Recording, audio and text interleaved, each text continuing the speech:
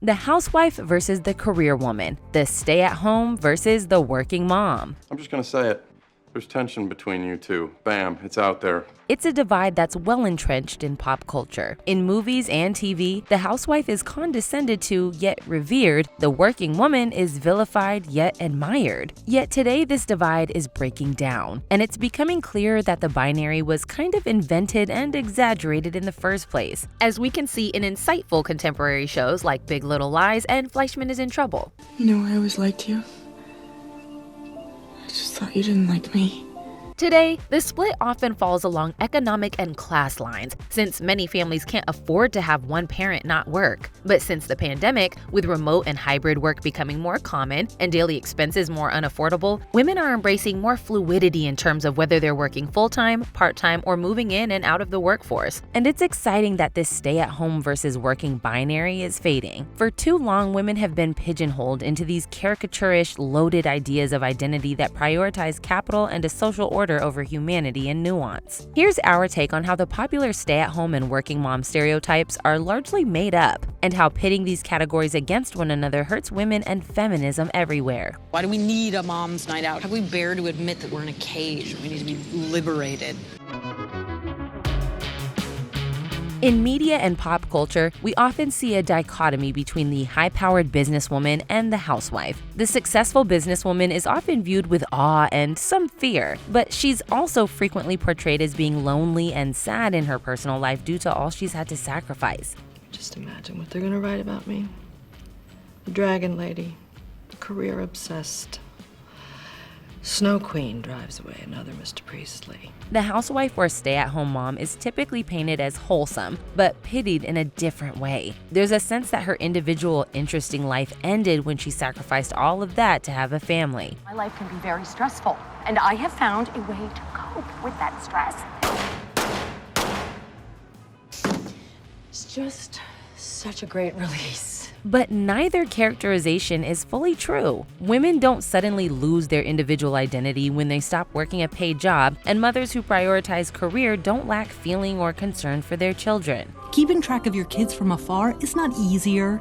Entrusting them to a stranger is not easier. The 2022 show Fleischman is in Trouble gives us a wake-up call to how both the working mom and stay-at-home mom are in trouble because they're not sufficiently supported by contemporary society. It's commenting on the age-old rivalry, which has recently resurged on TikTok and media in general. I haven't been able to successfully get that balance between work and my life at home.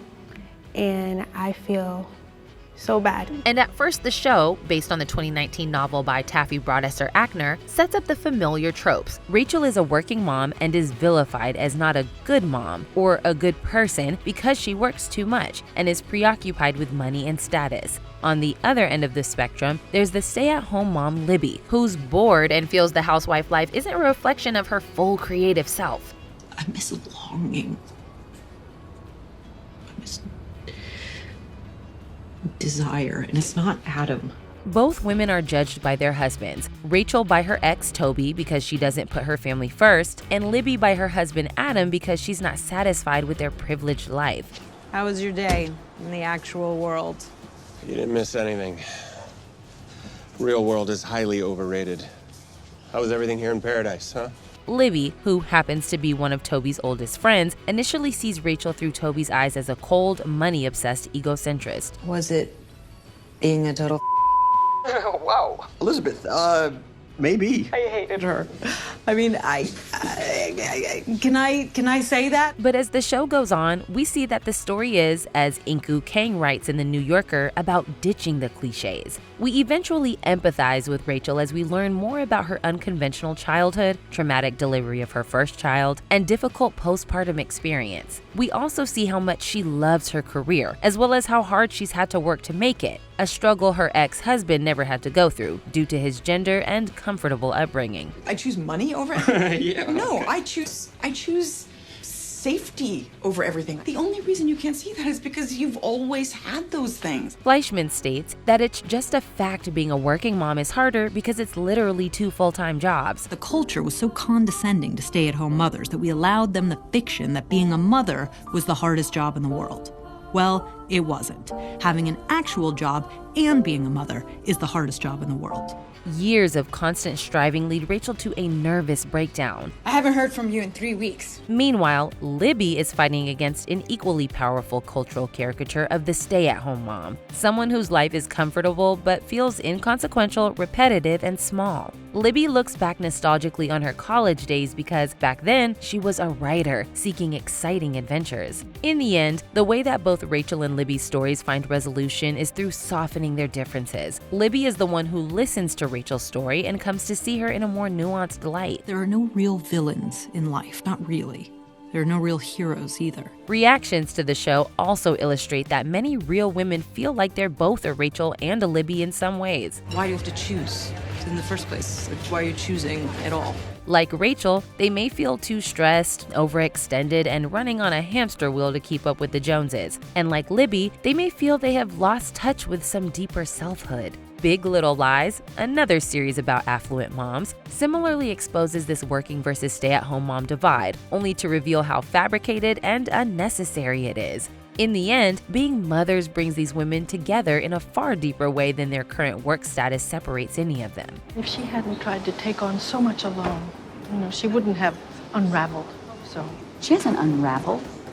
She's a single mom and a widow with 2 kids. She's done a damn good job. And in reality TV since 2006, the Real Housewives series has inadvertently led the way on breaking down the housewife versus working woman binary in our cultural consciousness. Breakout housewives stars like Bethany Frankel weren't actually housewives. Frankel wasn't even married at the start. And by now, none of the women are really housewives, as they're getting paid substantial figures to be on the show and frequently using it to pitch their own products. Meanwhile, the explosion of the mommy blogosphere has ushered in the professionalization of the stay-at-home mom. These influencers reflect blurred lines where more women may be spending more time with family without leaving the professional world. And the truth is, moms across the board are feeling more demands from their family. Stats say that even full-time working moms today spend more time with their kids than stay-at-home moms did in the 60s. Moms with busy schedules know how hard it can be to make time for healthy, delicious meals, but with Factor, consider it handled.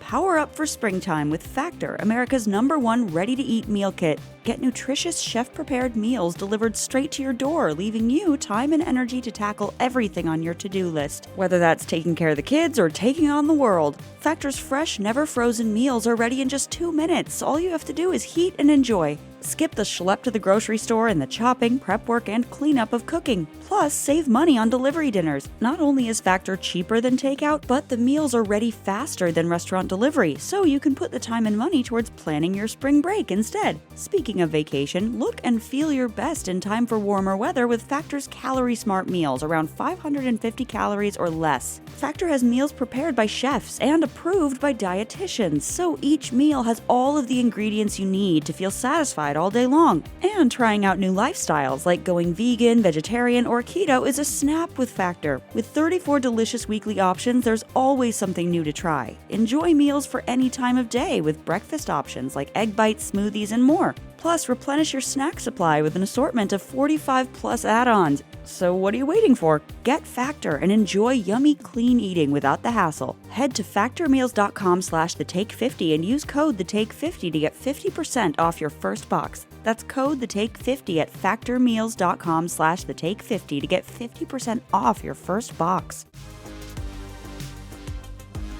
While many feel unsatisfied and/or overwhelmed choosing either the housewife or working mom lifestyle, trying to do both can also be a trap. I have 2 lives, and I don't have time to enjoy either one of them. Fleischman basically argues that they are 2 sides of the same coin in our modern capitalist society. At first, we're led to think Fleischman's story is about Toby. The narrator Libby becomes obsessed with Toby's apparently newfound power and freedom after divorce from his crazy type A working wife. Lately, I couldn't stop thinking about Toby on his dates, coming home alone, coming home with someone.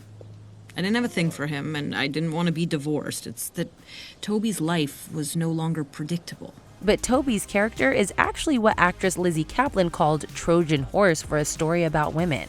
Lizzie's obsessed with Toby's freedom because she feels like she has lost her freedom and her power after giving up on advancing her career in a male-dominated field. I can't believe how briefly I held that power and how quickly I gave it away. Rachel and Libby are both dissatisfied and unhinged by the lack of support and understanding for their full humanity. Not only by their seemingly progressive husbands, but also by our society. So any animosity between the Rachels and Libbys of the world is what psychoanalysts call narcissism of small differences, hypersensitivity to perceived minor differences between actually similar people. You probably know more about him than I do. Driving alike people to scuffle with each other over false differences helps blind them to shared systemic problems, such as the commodification of everything, wealth inequality, and the normalization of profit before people. Children are a crushing responsibility. Happy birthday.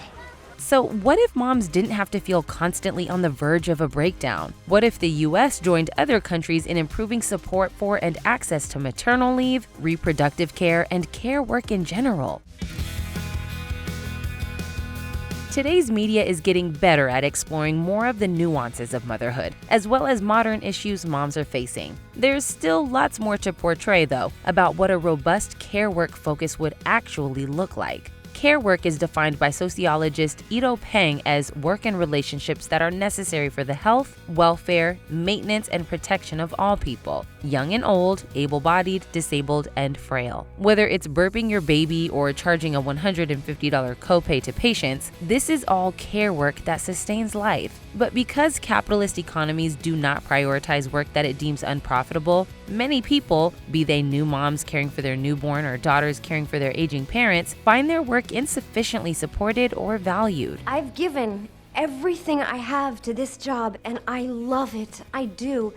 But I can't dump my family at a moment's notice anymore. We see how the devaluation of care work leads not only to mom struggles, but to loneliness among the elderly, older people being pushed into retiring later, and overall uncertainty about care.